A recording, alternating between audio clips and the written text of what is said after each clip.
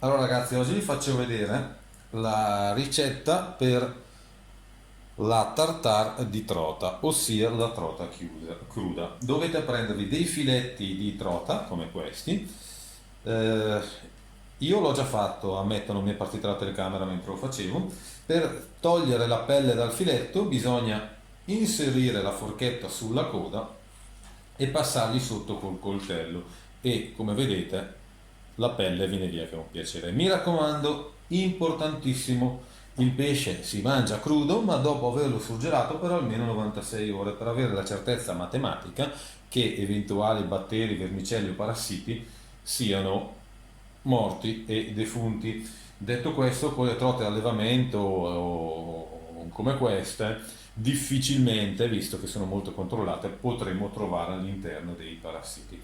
La trota migliore per questa operazione è il salmerino, meglio ancora se trovate il salmerino artico, io ogni tanto qualche laghetto riesco a pescarlo. Devo dire che ho dovuto inventarmi qualche ricetta per mangiare la trota da quando vado a pesca perché ne ho tantissime e questa è in assoluto la più buona. Io 2 volte alla settimana mi mangio la tartare di trota. Qua abbiamo un afario e una trota salmonata. Dopo aver diviso la polpa dalla pelle, dovete fare a cubetti la vostra trotina. Procuratevi del sale, del basilico e una cipollina di tropea tritata, oltre che, l'ho dimenticato, del buon olio d'oliva.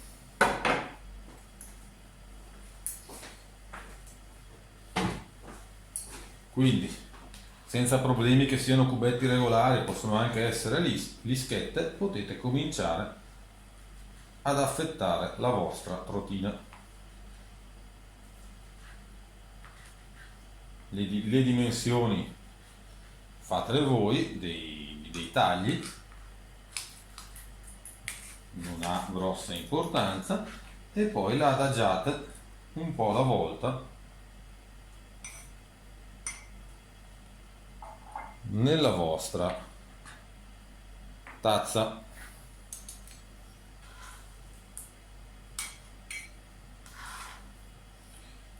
Fate tipo 3 strati e ogni strato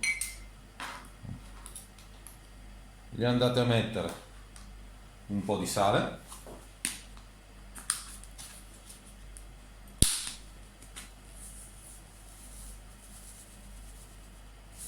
un po' di basilico, se volete anche il prezzemolo male non gli fa,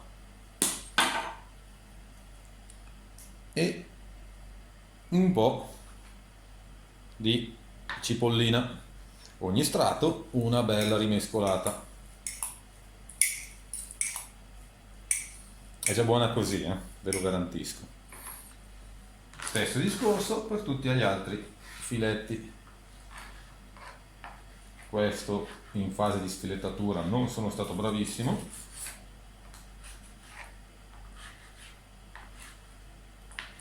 Vedete come tenera la carne di trota da cruda.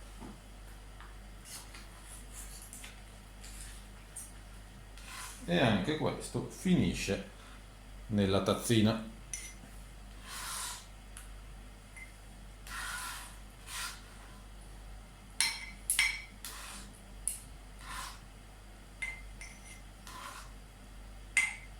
Stessa operazione, salatura, basilicatura e cipollatura. E anche qua una bella schiacciata e una bella rimescolata. Magari state un po' più attenti di me quando scegliete la tazzina, perché io l'ho scelta un po' piccola, va bene una terrina, in un qualsiasi contenitore. Ultima trota.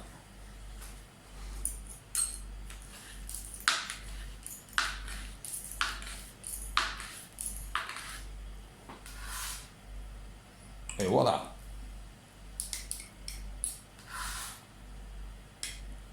Allora, devo dire che all'inizio, siccome la ricetta la trovate sempre con il salmerino, ero scettico a farla con le trote fario, in realtà le trote salatura, le trote fario sono buonissime anche così. Basilicatura, cipollatura. Come vedete la mia tazzina non è abbastanza generosa, ma non è un problema perché tanto la trota non stazionerà molto all'interno di questa tazzina. Bene, adesso affondate tutto in un buon olio d'oliva.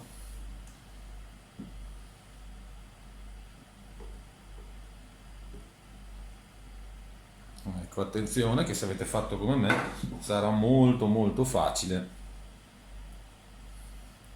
che l'olio vi esca, quindi adesso con la forchetta cercate di far uscire tutta l'aria.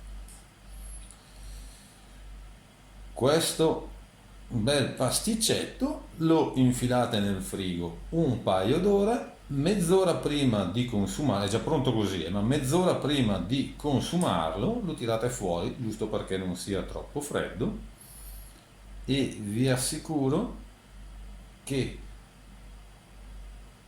questa trotina è fantastica.